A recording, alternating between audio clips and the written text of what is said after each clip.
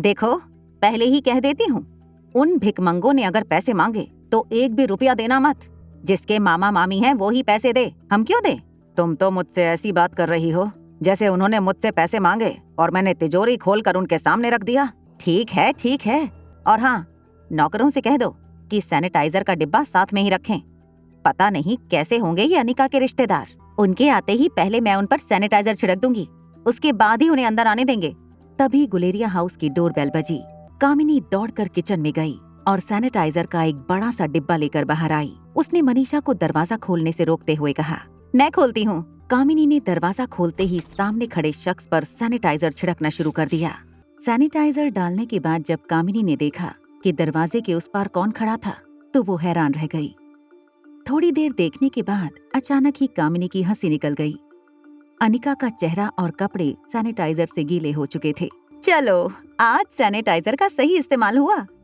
कमाल है, आज तक तुमने अपनी माँ के परिवार के बारे में हमसे कुछ कहा नहीं। हाँ, वैसे भी जो कुछ भी मैंने अभी अभी उनके बारे में सुना, कुछ कहने लायक है भी नहीं उनमें। जैसी तुम हो वैसे ही तुम्हारे परिवार वाले। ये कहकर कामिनी जोर जोर से हंसने लगी।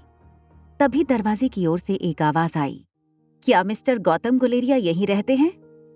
जैसे ही सबकी नजर दरवाजे पर खड़ी औरत पर पड़ी, सबकी नजर उन्हीं पर जम गई। हाथों की चूड़ियां, गले का नेकलेस देखकर साफ समझ आ रहा था कि वो कोई मामूली घराने की औरत नहीं थी। उनके हाथ की हैंडबैग कामिनी की हैंडबैग से कम 10 गुना ज्यादा महंगी थी। सबकी नजरों को अपने ऊपर जमी हुई देखकर साइलेंस ब्रेक करते हुए दरवाजे पर खड़ी औरत ने कहा, जी मैं मिस्टर गौतम गुलेरिया से मिलने आई हूँ। अभी अभी मैंने आपसे फोन पर बात की थी। कामिनी और मनीषा ने सोचा था कि जैसे ही अनिका के परिवार वाले आएंगे वो उन पर सैनिटाइजर छिड़ककर उनका स्वागत करेंगे। कामिनी और मनीषा ने अनिका के परिवार वालों की अपने मन में जो तस्वीर बनाई थी उससे बिल्कुल ऑपोजिट थी अंजलि आंटी। अंजलि आंटी ने अनिका की ओर देखकर कहा, फिर मिले हम। तुम्हें पहली बार देखा था तब से मुझे लग रहा था कि जरूर हम दोनों के बीच में कोई पुराना कनेक्शन है। आप यहाँ, मेरा मतलब है, क्या आप ही ने पापा को फोन करके कहा था कि आप मुझसे मिलना चाहती हैं? आप मेरी मम्मी को कैसे जानती हैं?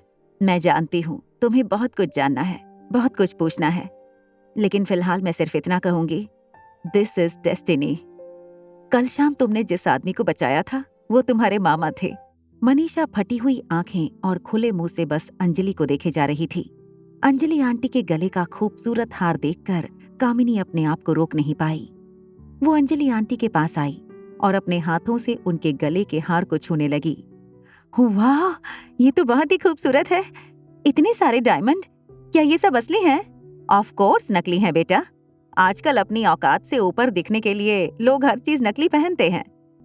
अंजलि आंटी का बचपन एक बेहद अमीर घराने में गुजरा था और ना ही ऐसी बातों का जवाब देना उसके लिए कोई मायने रखता था। अंजलि ने अनिका के सिर पर हाथ रखा और उसकी ओर प्यार से देखकर बोली, बहुत सारी बातें करनी है तुमसे, क्या हम कहीं अकेले चलकर बात कर सकते हैं? अनिका ने बिना सोचे उन्हें हाँ कर दी। अनिका अंजलि के साथ गाड़ी में बैठकर चली गई। जब गाड़ी धुआं उड़ाती हुई गेट के बाहर निकल गई, तब कामिनी दौड़कर गौतम के पास आई। डैड, कौन थी ये औरत और ये सब क्या था? सुना तुमने? उसने कहा वो आर्टिस्ट थी। आर्टिस्ट का मतलब समझते हो ना? दिखने में होते हैं खूबसूरत मगर होते हैं बड़े चालाक। अपने रूप रंग के जाल में लोगों को फंसाते हैं और फिर बड़े बड़े कांड करके निकल जाते हैं। अब जो भी होगा वो अनिका की किस्मत है। तुम भूल मत जाना, आज हमें डोगरा परिवार के साथ डिनर पर जाना है। अरे हाँ हाँ, और अभी हमारा ध्यान सिर्फ उनके साथ डिनर पर होना चाहिए। कामिनी, तुमने टेबल तो रिजर्व कर दिया है ना? हाँ मम्मा, मैंने होटल पैराडाइज इंटरनेशनल में एक स्पेशल टेबल बुक कर दिया है। अभी बहुत काम बाकी है, हमें तैयार होना है, मुझे पार्लर भी जाना है। और सुनो कामिनी, आज कोई मॉडर्न ड्रेस मत पहनना। एक काम करना, कोई अच्छी सी इंडियन ड्रेस पहनना। ठीक है मामा। गाड़ी में बैठने के बाद अंजलि बगल में बैठी अनिका को देखने लगी। अनिका के मन में अब भी बहुत सारे सवाल थे। माँ के गुजर जाने के बाद तुम्हारे लिए काफी मुश्किल रहा होगा। ये सवाल सुनते ही अनिका मन ही मन कुछ सोचने लगी। क्या सचमुच इतने साल काफी मुश्किल से गुजरे थे? अनिका की खामोशी देखकर अंजलि आंटी समझ गई थी कि अनिका को अपने बीते कल के बारे में बातें नहीं करनी। अंजलि आंटी ने बात बदलते हुए कहा, तुम्हारे मामा अब भी हॉस्पिटल में हैं। मगर तुम तक पहुंचाया है हमारे एक खास दोस्त ने। तुम्हारे मामा चाहते हैं कि हम उस इंसान को एक शानदार डिनर पर ले जाएं और उसे थैंक्स कहें। बिना पूछे ही हमने ये प्रोग्राम बना लिया।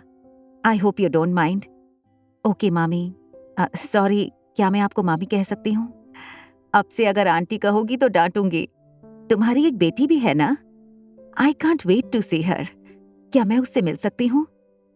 अनिका के लिए इनकार करने का कोई सवाल ही नहीं था। अनिका ने अपनी पर्स से फोन निकाला और रिया को फोन करके कहा, बेटा, can you come on the 3rd floor private room? मामा wants you to meet someone. Come to 3rd floor VVIP room. Anika का फोन रखते ही रिया ने आर्यन को फोन लगाया। वो उसे कहना चाहती थी कि जब वो बाहर निकले तो आर्यन थोड़ा अलर्ट रहे और किसी की नजर में न आए, मगर आर्यन फोन नहीं उठा रहा था। रिया ने सोचा वो 1-2 फ्लोर सीढ़ियों से उतरकर बाद में लिफ्ट का इस्तेमाल कर लेगी, जिससे रोहित के मिलने की पॉसिबिलिटी बिल्कुल 0 हो जाएगी। इतनी प्यारी बच्ची को अकेले लिफ्ट में आते देख लोग सरप्राइज हो गए। किसी ने रिया को चॉकलेट ऑफर की तो किसी ने उसका नाम पूछा। एक प्यारी मुस्कान देकर रिया ने सबके सवालों का जवाब दिया और लिफ्ट के बटन के पास खड़े एक आदमी से कहा, uncle, I can't reach the button, can you please press 3rd floor for me? उस आदमी ने स्माइल देते हुए रिया के लिए 3rd फ्लोर का बटन दबा दिया। लिफ्ट जैसे ही 3rd फ्लोर पर रुकी, रिया अभी आगे चलने ही लगी थी कि बगल की लिफ्ट का दरवाजा खुला और उसमें से रोहित, सनी और आर्यन बाहर निकले। आगे की कहानी जानने के लिए देखें अगला एपिसोड सिर्फ पॉकेट FM के YouTube चैनल पर। और एक लड़की को देखा तो के सारे एपिसोड को सुनने के लिए डिस्क्रिप्शन में दी गई लिंक से डाउनलोड करें पॉकेट FM ऐप।